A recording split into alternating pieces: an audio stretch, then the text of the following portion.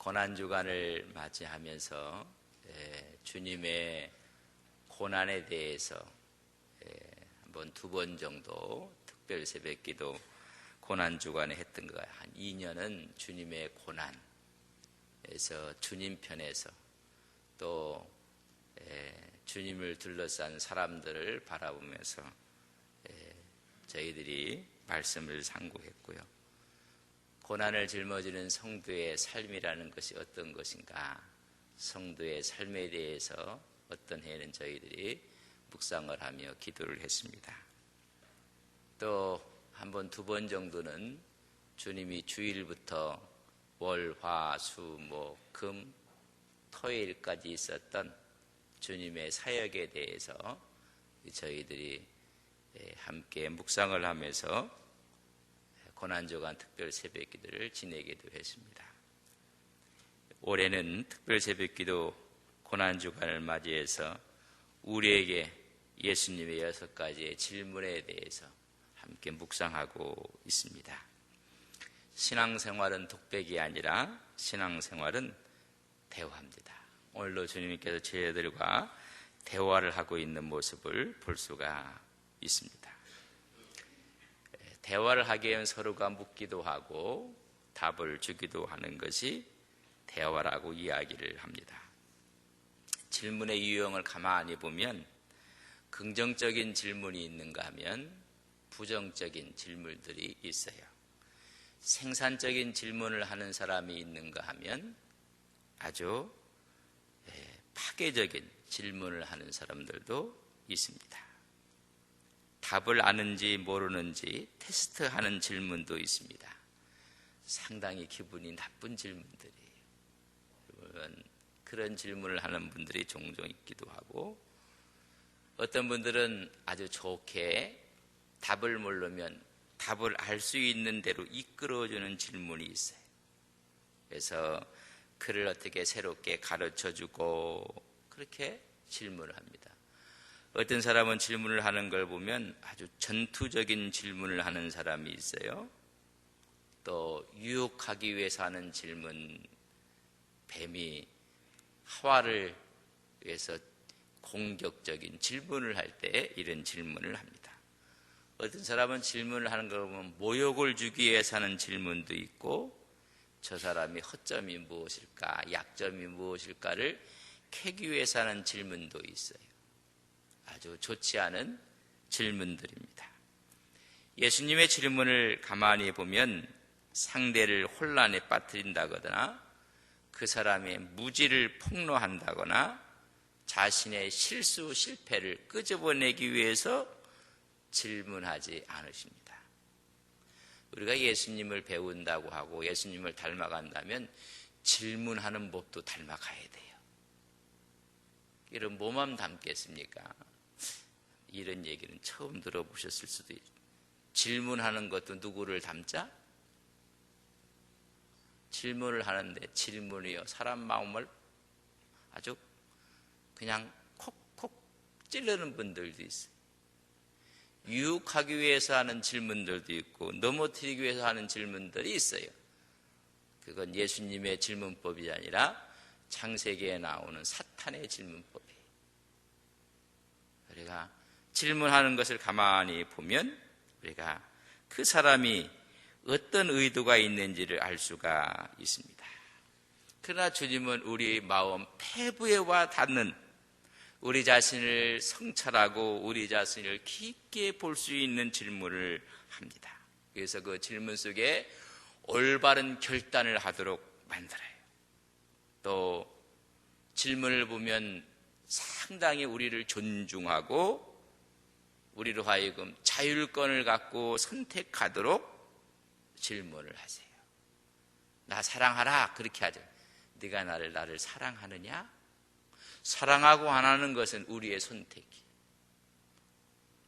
그래서 주님의 대화를 보면 지난번에 공감소통 대화법을 했는데 공감소통 대화법의 대각은 예수님의 대각. 그래서 오늘 이 말씀을 보면 이 대화법이 일방적인 자기 생각을 전달하는 것이 아니라 대화를 통해서 그 마음속을 하나님께서 타치하고 그가 어떻게 응답하고 있는 건가. 요한의 아들 시몬아, 내가 이 사람들보다 나를 더 사랑하느냐. 사실 사랑이 아니라 이들은 사랑을 버리고 간 사람들이에요. 그러면 화를 내면서 다그치게 물어야 될 텐데 너무나 사랑스럽게 묻습니다. 우리 모두는 언젠가는 반드시 주님의 이런 질문에 직면할 때가 있어요. 언제? 우리가 실패했을 때, 우리가 낙담했을 때 주님은 조용히 찾아와서 얘야, 너는 나를 사랑하느냐? 그렇게 물으실 때가 있어요. 그 물음 앞에 우리는 여러분 답을 해야 됩니다. 우리가 성공하고 잘 나갈 때 와서 너나 사랑하느냐? 그렇게 묻는 것이 아니라 낙담과 실망과 좌절했을 때 찾아오셔서 묻습니다. 이 질문 앞에 여러분 예수님의 마음을 우리는 엿볼 수가 있습니다. 질문하는 걸 보면 그 사람의 마음이 어떤 마음인지 알아요. 여러분, 이것은 이미 십자가상에서 제자들을 사랑했습니다. 또 와서 묻는 이 물음을 보면 간절히 베드로를 사랑하고 있다는 것을 말해주고 있습니다. 다시 말하면 예수님의 사랑의 프로포즈를 하고 있어요.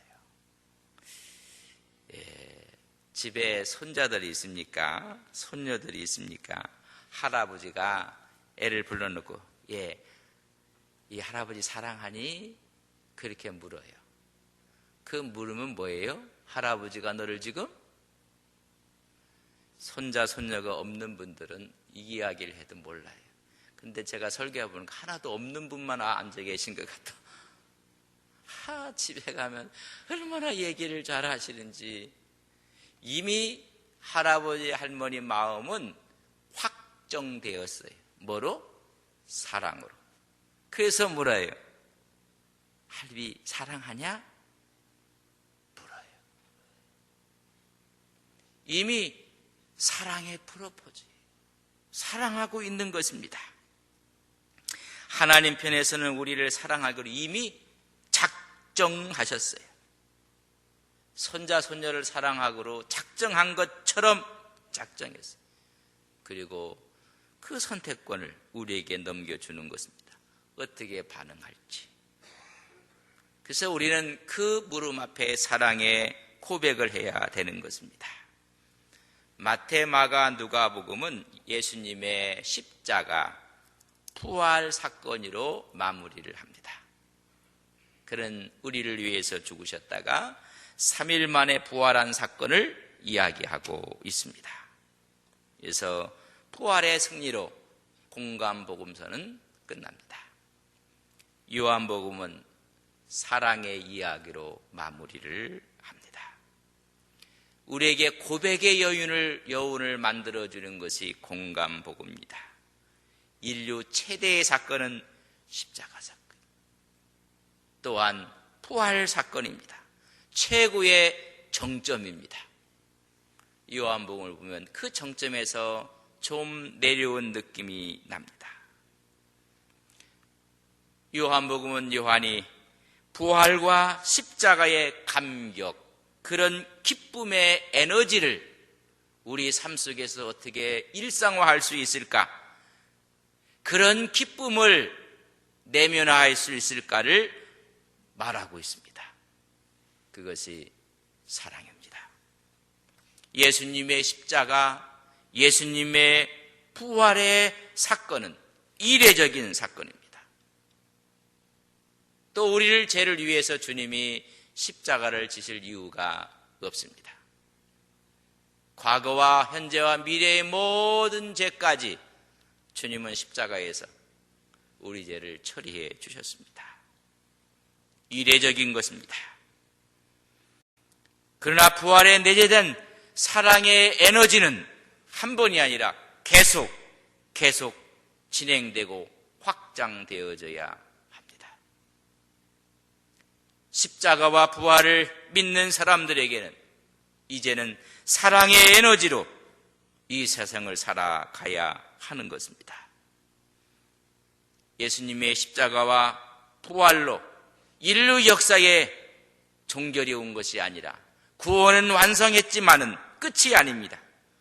죽었던 자들이 살아나서 부활의 효력을 적용할 수 있는 키가 사랑입니다.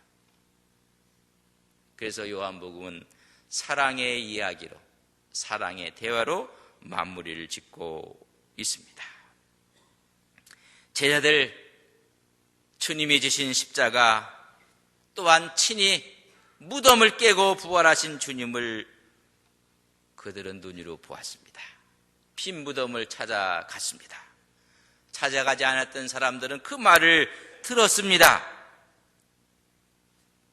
그러나 부활의 에너지와 십자가의 사랑을 그들은 몸으로 체험하지 못하고 낭만과 실망을 해서 고향으로 내려갔고, 갈릴리 출신의 제자들은 그 외 제자들까지 같이 더불어서 물고기 잡으러 내려갔습니다. 좌절감 속에 빠진 것입니다. 그렇다면 아직 십자가와 부활의 의미를 모르는 것입니다. 십자가와 부활의 의미를 알게 하고 계속 타오르게 하는 에너지가 그들에게 고갈된 것입니다. 부활과 십자가의 의미를 계속 타오르게 할 수 있는 에너지의 원인은 바로 사랑입니다. 여러분, 부부 사이들이 요새 많이 이혼을 하고 있어요. 부부관계가 왜 힘듭니까? 차가 조금해서요? 아파트 평수가 적어서요? 남편이 못생겨서요? 왜 힘듭니까? 사랑이 고갈된 것입니다. 사랑이 다 빠져나간 것입니다. 사랑이 없으면 십자가도 부활도 그에게 의미가 없습니다. 한국교회가 십자가 또한 부활을 상징하며 온 교회가 특별 새벽기도 안 하는 교회는 없을 것입니다. 주일이면 지역들마다 부활주일 예배를 연합으로 드리게 될 것입니다. 그런데 사랑이 빠져 있으면 일회성 행사로 다 끝나고 맙니다. 그것이 한국교회의 현 주소입니다. 십자가를 의미하고 부활을 의미한다면 바뀌어져야 됩니다.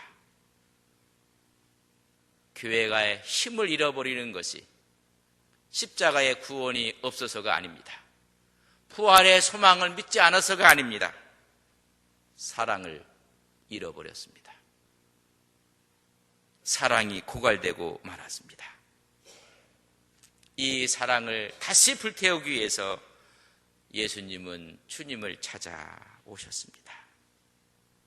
그들을 처음 만난 곳 갈릴리 해변가로 왔습니다.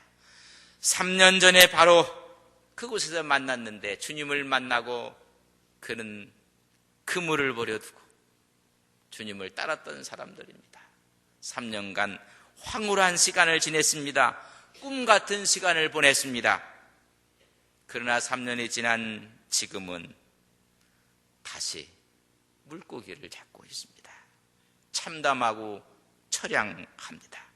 거기다가 밤을 새워가며 고기를 잡았는데 옛날 같으면 고기를 많이 잡았을 텐데 한 마리도 잡지 못하고 있습니다. 하나님 나라의 꿈을 잃어버렸습니다. 인생이 살다 보면 내 꿈이 다 깨어져 나갈 때가 있습니다. 무기력에 빠져있는 제자들, 낭망하고 실망하고 의기소침한 가운데 고기 잡는 제자들 7명이었습니다. 참으로 그들의 모습은 처량하기 짝이 없습니다. 십자가와 부활이 제자들 삶 속에 에너지원이 되지 못했습니다. 여러분, 집이 아무리 크고 돈이 많고 사업이 성공해도 그 집안을 훈훈하게 때우는 에너지원, 사랑이 없으면 큰 집은 감옥 같은 것입니다. 그들에게 십자가 부활을 활활 타오르게 할 수 있는 에너지가 없는 것입니다. 이미 구원의 성취인 십자가 부활은 이루어졌는데 왜 이들은 이렇게 초라할까? 왜 수많은 사람들이 십자가와 부활을 이야기하며 크리스찬들의 삶이 초라할까? 바로 사랑의 부재입니다. 예수님의 제자들, 예수님은 사랑이 지금 활활 타오르고 있는데 그들은 다 식어버리고 말았습니다. 예수님에 대한 사랑을 회복해야만 합니다. 수많은 사람들이 교회에 중직자들이 있습니다. 열심히 헌신하는 분들이 있습니다. 왜 주저앉아 있습니까? 왜 좌절합니까? 왜 다시 고기 잡으러 그들의 터전으로 갑니까? 왜 사명을 잃어버렸습니까? 이유는 하나님에 대한 사랑의 상실입니다. 오늘 많은 사람들이 예수님에 대한 상실을 잃어가고 있고 퇴색되어 있습니다. 교회를 사랑하는 마음이 빗바래져 있습니다. 섬기는 교육자를 사랑하는 마음이 이미 무너져 내렸습니다. 성도 간 서로 사랑하는 마음들이 시기와 미움과 질투로 변해가고 있습니다. 그렇기 때문에 주님께서는 질문을 하십니다. 내가 나를 사랑하느냐? 이 말에 우리는 책임있게 답을 줘야 됩니다. 여기서 회복되지 못하면 영원히 그 신앙은 무기력에 빠져 있고 맙니다. 오늘 이 새벽에 내가 나를 사랑하느냐 이 말씀 앞에 여러분들이 신앙이 회복되고 새로운 믿음이 하나님 앞에 드려지는 귀한 시간 되기를 주님의 이름으로 간절히 바랍니다. 십자가 부활이 내 삶에 내재하고 역사하기 위해서는 이 질문을 통과해야 됩니다. 베드로는 이 질문 앞에 떨고 있습니다. 사랑의 고백을 하고 있습니다. 이 질문을 하러 오신 예수님의 놀라운 모습을 우리는 먼저 이해하셔야 됩니다. 1절로 14절에 보면 제자들, 고기 잡으러 갔던 제자들은 베테랑들입니다. 갈릴리 출신이었고 어부 출신이었고 그들의 전문직이었습니다. 한 마리를 잡지 못하는 밤이 되고 말았습니다.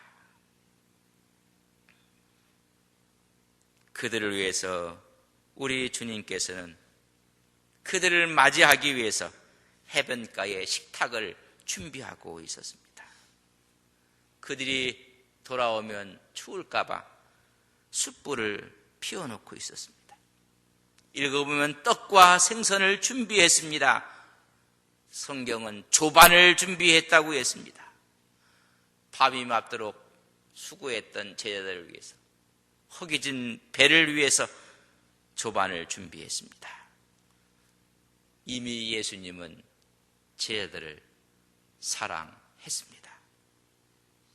이미 사랑으로 확증된 모습을 1절에서 14절까지 그려주고 있습니다. 예수님의 마음을 보여주는 것입니다. 바로 사랑과 배려입니다. 그들이 어떤 제자들입니까? 나를 모르겠다고 저주하며 그것도 한 번이 아닌 3번 부인하고 배신했던 제자들입니다. 그 외 제자들은 다 뿔뿔이 흩어졌고 도망가고 말았습니다. 그런 제자들을 우리 주님은 사랑을 갖고 찾아오셨습니다. 지고지선의 사랑을 갖고 오셔서 용서하시는 예수님의 모습을 보여줍니다. 여러분, 십자가 전후를 놓고 공간복음과 요한복음의 차이가 또 있습니다. 공간복음은 십자가를 앞에 놓고 제자들과 마지막 식사, 마가 다락방에 식사가 있습니다. 최후의 만찬입니다. 그 식사는 제자들이 준비했습니다. 공간복음을 떠난 요한복음은 주님과의 식사는 식탁은 디베랴 바닷가였습니다. 어떻게 보면 이것도 마지막 식사입니다. 이 식사는 예수님이 준비하셨습니다. 우리 주님이 다 준비하시고 초청하십니다. 허기진 배를 윙크잡고 있고 삶의 현장에서 실패했던 제자들, 오늘 사회에서 수많은 사람들이 허탈해하고 실패하고 무너지고 좌절하고, 그럴 때 우리 주님은 오늘 디베랴 바닷가에서 식사를 준비해 놓았습니다. 십자가를 지기 위한 그 식사가 최후의 만찬이었다면 오늘 주님이 준비한 식탁은 침묵의 식탁입니다. 모두가 말을 잃어버렸습니다. 불 피우는 장작불 옆에서 베드로가 3번 예수님을 부인했습니다. 주님은 숯불을 피워놓고 기다렸습니다. 아마 베드로는 그 모습을 보고 나서 서먹했을 것입니다. 그러나 우리 주님은 어떤 부정적인 질문도 끄집어내지 않았습니다. 단지 제자들의 배고픔에만 집중을 했습니다. 그렇기 때문에 말없는 식사가 되고 말았습니다. 감히 말하는 사람이 없었다고 했습니다. 침묵은 정죄가 아니라 화평의 손을 내미는 주님의 침묵이며 저들의 침묵이었습니다. 말은 하지 않았지만 우리 주님이 괜찮아, 내가 다 이해하지, 아무렴 내가 다 이해하고 말고 괜찮다. 주님이 다 준비해놓고 그들을 기다리시는 것입니다. 그리고 주님이 먼저 사랑의 고백을 합니다. 오늘 15절 읽었던 것처럼 조반 먹은 후 아무도 답이 없고 아무도 말이 없었습니다. 먼저 예수님이 입을 여십니다. 내가 이 사람들보다 나를 더 사랑하느냐? 왜 나를 배신했느냐? 왜 도망갔느냐? 왜 이 자리에 다시 돌아왔느냐? 묻지 않으셨습니다. 묻습니다. 내가 이 사람들보다 나를 더 사랑하느냐? 여기에는 이 사람들을 많은 사람 주경신학자들이 이야기합니다. 우리 주님께서 허탈하에 있는 제자들에게 배 오른편에 그물을 던지라고 했을 때 그물을 던졌더니 요한이 세심한 사람이라 다 물고기 숫자를 세어봤더니 153마리였더라. 여러분, 그물이 찢어질 만큼 많은 고기를 잡게 되었습니다. 이런 물고기들보다 너는 나를 더 사랑하느냐? 네가 얻은 이 재산들보다 나를 더 사랑하느냐? 네가 얻은 인기보다 명성보다 나를 더 사랑하느냐? 이 배보다, 내 직업보다, 이 세상에 누리는 그 어떤 것보다 너는 나를 더 사랑하느냐? 여러분, 덧자를 우리는 중요하게 보여야 됩니다. 부사 덧자는 양자택일을 요구하는 것이 아닙니다. 어떤 분들은요, 흑백 논리가 너무 강해요. 이거 아니면 저거예요. 그런 분들은 늘 투쟁적입니다. 너무 강해갖고 하나님과 예수님을 믿는 사람들에게는 양자택일을 요구해서 하나를 버리고 하나를 택하라고 요구하지 않습니다. 어떤 분은 예수님을 믿는다고 가정을 버리는 분들이 있어요. 예수님을 믿기 때문에 가정이 세워져야 합니다. 어떤 분들은 예수를 믿는다고 해서 자기 직업을 포기하는 분들이 있어요. 자기가 하는 직장, 그 바운더리에 믿지 않는 사람들이 얼마나 많이 있는데 거기도 선교지입니다. 외국으로 나가는 것만이 선교사가 아니라는 것입니다. 우리 머릿속에는 흑백 논리와 양자택일에 대한 것만 꽉 차 있어서 저가 아니면 그저 친구고, 친구 아니면 적이고, 아군 아니면 적군이고. 이 말은 이해를 하셔야 됩니다. 멀쩡하게 신학, 멀쩡하게 그저 직장 생활 잘하는 사람이 기도해 봤더니 신학교 가야 된다고. 양자택일의 문제가 아닙니다. 신앙생활은 결코 양자택일이 아닙니다. 다만 더입니다. 우선순위의 문제입니다. 하나님을 더 사랑하라는 것입니다. 이 세상에 사랑할 게 얼마나 많은데요. 운동 좋아하는 사람들을 운동 좋아하고 사랑합니다. 취미 갖고 있는 사람 다 좋아하고 사랑합니다. 그것들보다 더 주님을 먼저 사랑하라는 것입니다. 우리는 고난주간입니다. 특별 새벽 기도를 하고 있습니다. 이 주간만큼은 더 주님을 사랑해야 됩니다. 항존직이 다 나오셨습니까? 잠자는 거 저 사랑합니다. 저도 오늘 일어날 때 더 자고 싶어요. 이상하게 오늘따라 더 피곤해요. 오늘 새벽은 정말 일어나기가 싫어요. 저는 잠을 사랑합니다. 잠보다 더 주님을 사랑해서 나왔습니다. 수많은 사람들이 TV도 사랑합니다. 저는 TV는 안 봐도 사극은 봅니다. 어제 잘한다는 게 뭐가 있다면요. 그거 보신 분들은 오늘 못 나왔을 것입니다. 한 주간만큼은 TV보다, 인간의 일보다 더 시모 장로님들 그 자리에서 일어나 보시기 바랍니다. 일어나세요, 시모 장로님.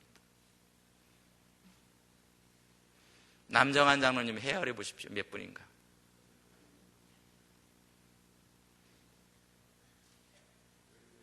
우리 몇 명입니까, 시모 장로님이? 전체가 몇 분입니까? 24명입니까? 26명입니까? 앉으세요. 저는 죽어도 새 가족들은 일어나는 말은 안 합니다. 2주간만큼은 뭐에 돕니까?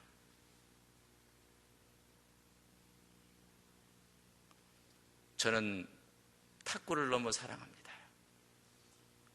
저는 운동을 너무너무 좋아합니다. 그러나 그것보다는 더 우리 주님께서 실패하고 좌절한 죄들을 찾아오셔서 너는 더 사랑할 수가 있겠는가? 이 한 주간만이라도 하나님을 최고의 자리에 놓을 수가 없겠는가? 여러분, 가슴 아픈 이야기입니다. 우리는 우리 주위에 너무나 많은 것들이 있습니다. 양자택일하라고 말하지 않습니다. 그거보다는 돈 사랑하지 않는 분 어디 있습니까? 자기 명예 사랑하지 않는 분이 어디 있겠습니까? 그러나 그거보다 더 우리가 먼저 사랑할 것을 사랑하고 더할 때 하나님은 그 나머지를 책임져 주십니다. 그런즉 너희는 먼저 그의 나라와 그의 의를 구하라고 했습니다. 그리하면 이 모든 것, 우리가 원하는 것들, 거기서는 먹을 것, 입을 것, 마실 것을 얘기했지만은 건강이면 건강, 미래면 미래, 하나님이 더 채워주신다는 것입니다. 우리가 하나님 앞에 우선순위의 문제를 묻고 있습니다. 그때 주님이 물음하되 베드로가 떨면서 얘기합니다. 주님, 그러하이다. 내가 주님을 사랑하는 줄 주님께서 아십니다. 여러분, 대답의 주어가 바뀌었습니다. 놀라운 변화입니다. 베드로는 이제까지 주님이 하십니다고 말하지 않았습니다. 내가 보니 하나님의 아들입니다. 내가 보니 그리스도이십니다. 모든 사람이 다 예수를 버릴지라도 나는 버리지 않겠습니다. 전부 다 주어가 자기였습니다. 이 시간 와서는 주체가 바뀝니다. 내가 주님을 사랑한다고 말하는 것이 아니라 주께서 아시지 않습니까? 왜 베드로가 실패했습니까? 주체가 자기라고 착각했습니다. 결정을 내리고 내가 모든 것을 하는 것이 자기 자신이라고 생각했습니다.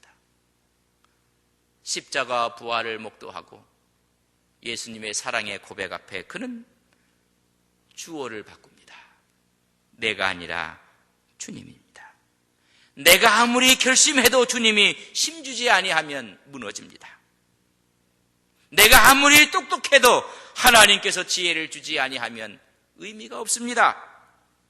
이제는 내가 아니라 주님이십니다. 주께서 나를 하십니다. 내 결심이 아닌 주님의 신뢰가 내 삶의 큰 겁니다. 많은 분들이 이것을 예수님께서 아가페오메 나를 아가페하느냐 물었을 때 아닙니다. 저는 당신을 필레오합니다. 세 번째, 두 번째도 아가페오메라고 묻고 그런 필레오라고 대답을 합니다. 마지막 세 번째 너가 정말로 필레오 하느냐 했더니 그런 눈물을 흘리며 필레오 한다고 이야기하고 단어에 대한 이야기를 관심을 두며 말할 수도 있습니다. 그러나 우리는 그 단어보다는 그 의미가 무엇인지를 알아야 됩니다. 율법은 하나님을 사랑하라고 합니다. 예수님은 사랑의 명령 대신 물으십니다. 그 물음 앞에 주님이 힘주시면 가능합니다. 주님이 지혜 주시면 가능합니다. 한 번도 강압하고 위협하고 강요하고 오히려 자발적인 사랑을 원하십니다. 사랑의 관계를 원하는 것입니다. 주님은 베드로에게 이제 너는 나를 위해서 네 몸 내놓거라. 나를 위해서 이제는 헌신해야 되지 않겠니? 온 힘을 다해서 너의 모든 것을 다해서 이제는 헌신하거라. 그렇게 묻지 않았습니다. 내가 나를 더 사랑하느냐? 사랑에 대한 물음입니다. 그때 베드로는 그리하다고 말을 합니다. 왜 우리 주님께서는 세 번이나 물으셨을까요? 베드로의 답변이 믿을 수가 없어서, 아니면 그 답변을, 또 다른 답변을 원해서? 아닙니다. 너는 정말 그 사랑을, 의미를 알고 있느냐? 더 더 사랑한다는 의미를 진짜 알고 있느냐? 우리 베드로가 이렇게 합니다. 예수님, 왜 이러세요? 예수님 다 아시지 않습니까? 라고 말하면서 그는 울먹였을 것입니다. 예수님이 베드로에게 요구하신 것은 이제는 희생적인 사랑이요 조건 없는 사랑입니다. 이런 사랑으로 살아갈 때 인생의 문제가, 신앙의 문제가 풀립니다. 에너지는 사랑입니다. 그 사랑의 고백을 하고 마지막 주는 것이 새로운 사명을 줍니다. 내 양을 먹이라, 내 양을 치라. 사랑의 고백이 없는 사람이 양을 칠 때 오히려 양을 죽입니다.